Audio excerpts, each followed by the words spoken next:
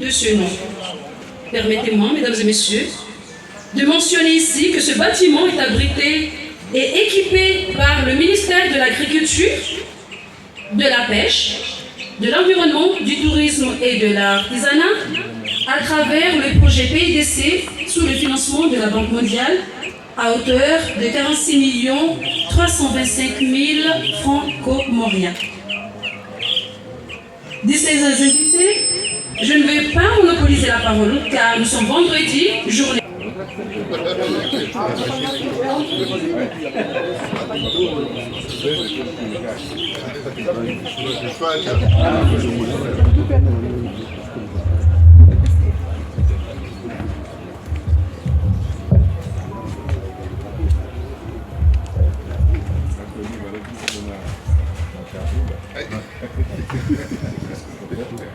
Excusez-moi, donc un petit changement de programme compte tenu du temps qui nous est imparti. On va aller droit au but en écoutant merci pour mon fils, M. Youssouf, donc la prochaine fois, Inch'Allah.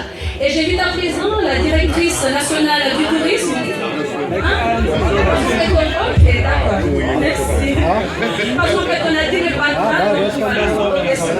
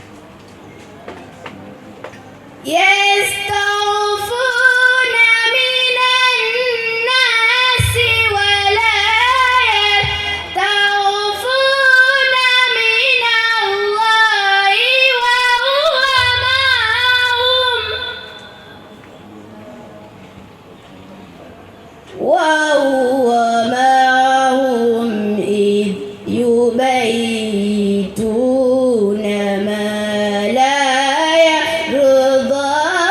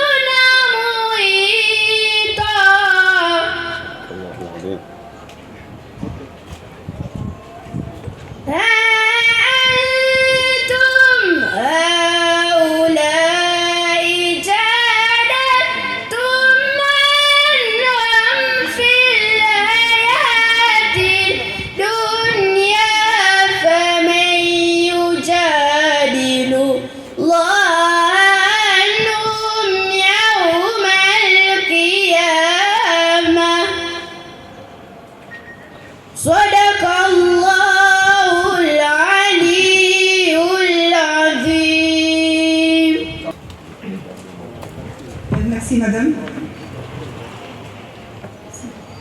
Monsieur le ministre, monsieur le secrétaire d'État, monsieur le représentant de la Banque mondiale, monsieur le représentant de l'Union européenne, distingués invités, tout d'abord, je vous souhaite à toutes et à tous les bienvenus et je suis heureuse de vous accueillir ce matin dans ce nouveau bâtiment de la Direction nationale du tourisme et de l'hôtellerie et vous remercie d'avoir répondu à cette invitation.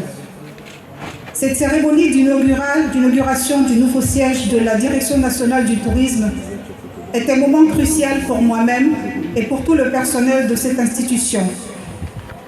L'aménagement de ce local démontre la volonté du gouvernement comorien à développer le secteur tourisme, un secteur hautement stratégique pour l'Union des Comores, à l'instar des pays voisins, et dont le développement a été identifié comme prioritaire parce que porteur d'emplois, de croissance, par conséquent de lutte contre la pauvreté.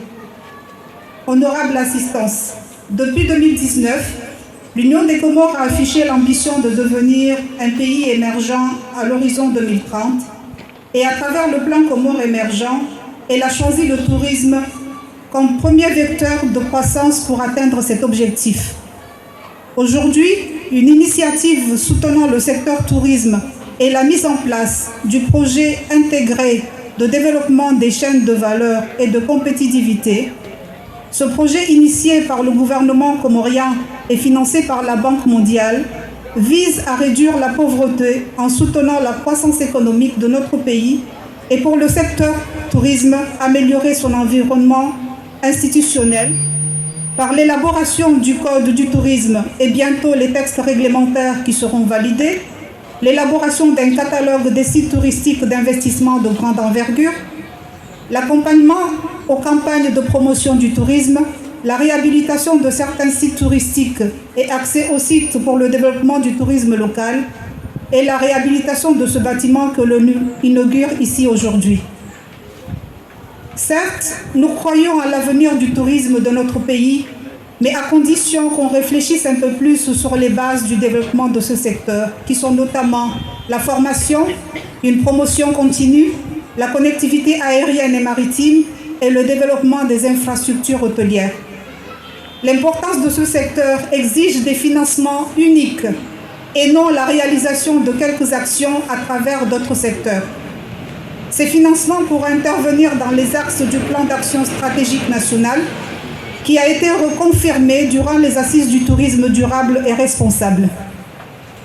Aujourd'hui, grâce aux efforts de Monsieur le ministre, certaines réalisations commencent à voir le jour.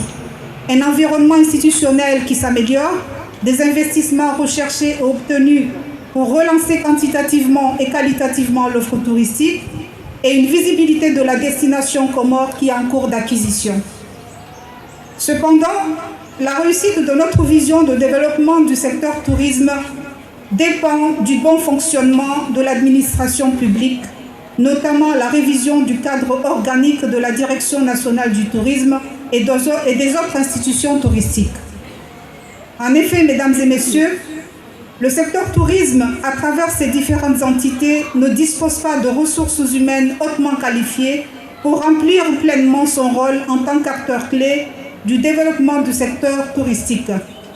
Le personnel actuel a besoin de formation de perfectionnement, car ses compétences et sa formation initiale ne sont pas en adéquation avec les exigences actuelles du secteur.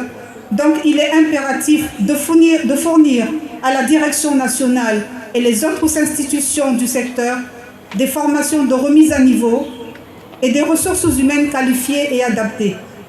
Ces ressources seront essentielles pour relever les défis à venir et assurer une mise en œuvre efficace des initiatives de développement touristique, notamment élaborer des programmes de développement touristique et d'aménagement des infrastructures, élaborer et mettre en œuvre des stratégies de développement touristique, encadrer les activités touristiques dans le respect des normes et critères de qualité, contrôler et évaluer la qualité des services touristiques, coordonner les activités de mise en valeur des sites touristiques, assurer le classement des établissements d'hébergement et restaurants, assurer l'accompagnement et l'appui des professionnels des entreprises, élaborer et promouvoir des critères de qualité pour la labellisation touristique, coordonner la planification territoriale et l'aménagement touristique, assurer le suivi et l'évaluation des programmes des projets touristiques, assurer la coordination et la collaboration avec les partenaires nationaux et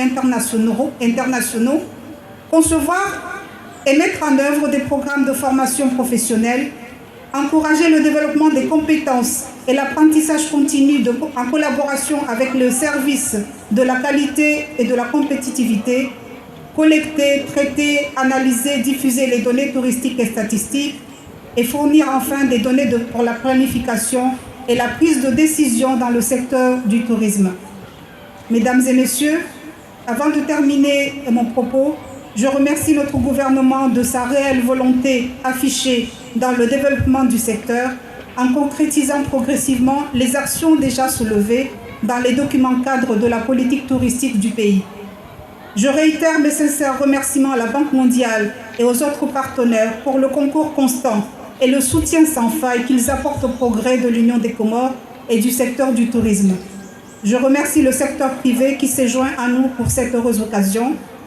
Ainsi, mes remerciements s'adressent également aux coordonnateurs du projet PIDC et son équipe pour l'accomplissement de leur mission au quotidien. Je voudrais, avant de terminer mon propos, rendre hommage à un monsieur qui était venu dans mon bureau avant le lancement du projet, qui est monsieur Lorenzo Bertolini de la Banque mondiale à Washington, qui est venu discuter sur les actions à mettre en œuvre. Et quand il a vu le bureau où j'étais logée, il m'a dit « Ce bureau ne répond pas à l'image du secteur tourisme aux Comores. Donc il faut absolument trouver un local pour aménager le bureau. » Donc je lui dois aujourd'hui lui présenter ma gratitude. Je vous remercie.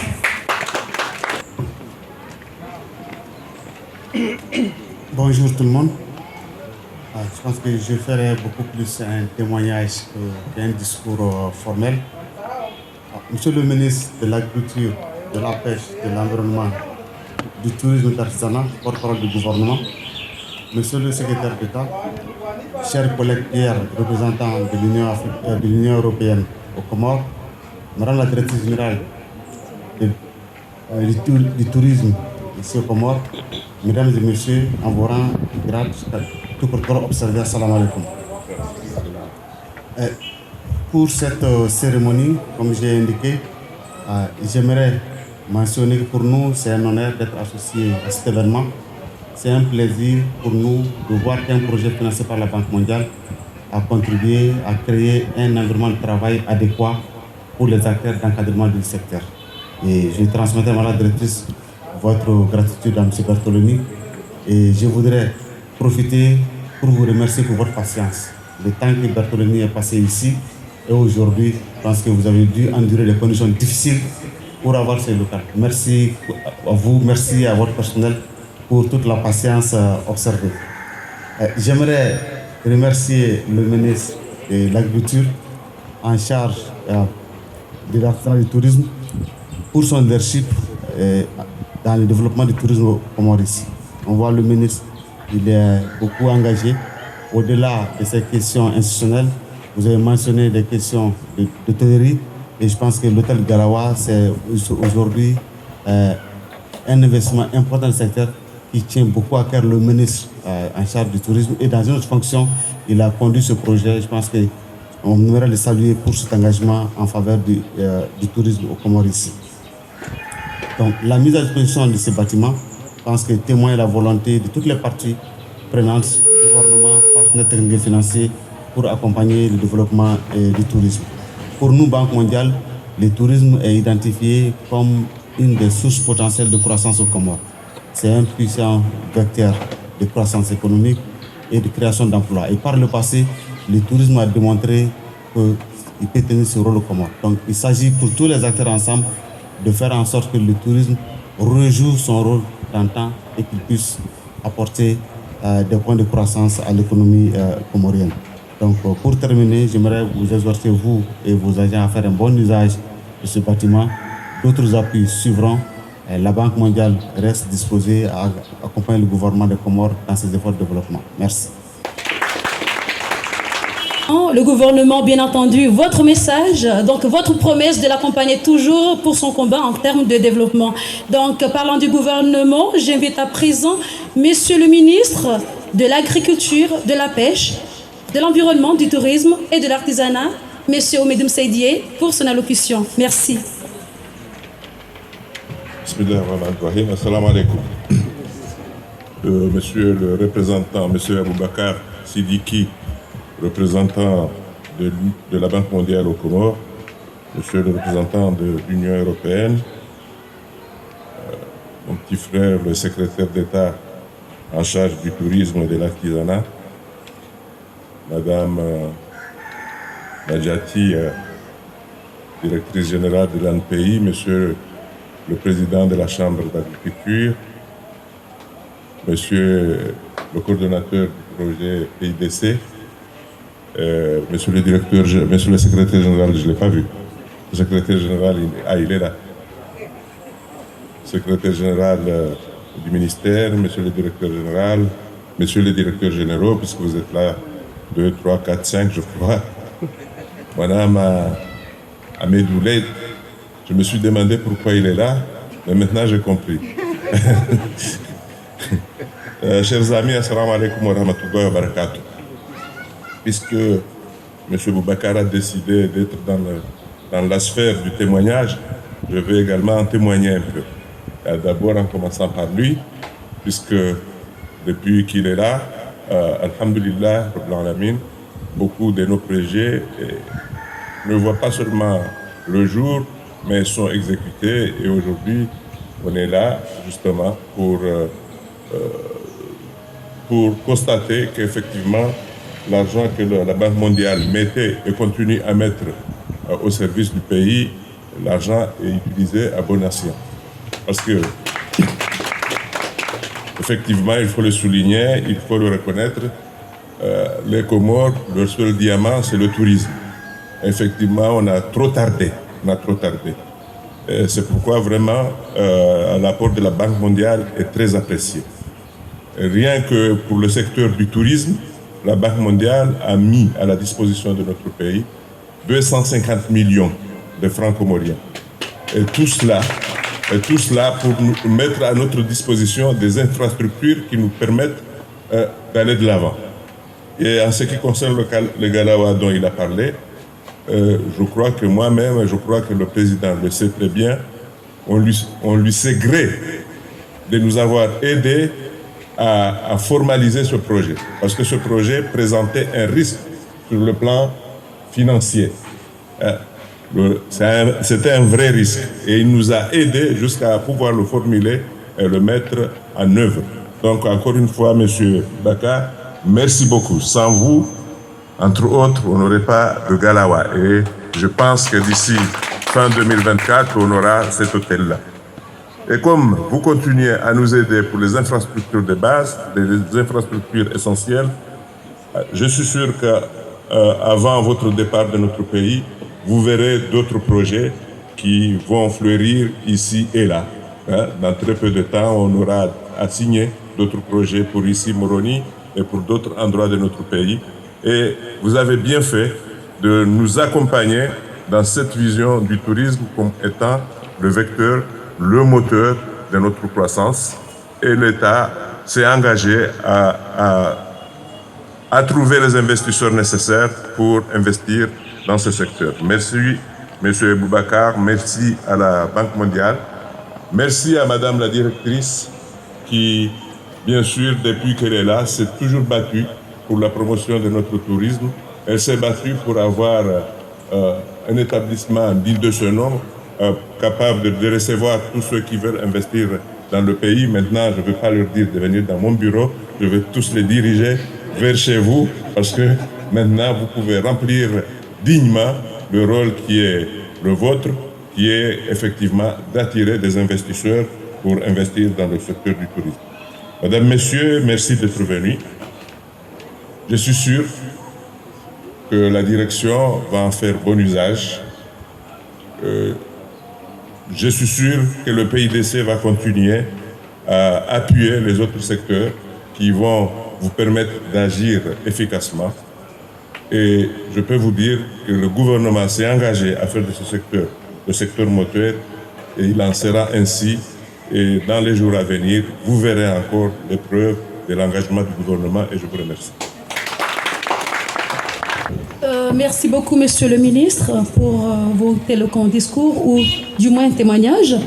À présent, le moment attendu est arrivé, la coupure du ruban.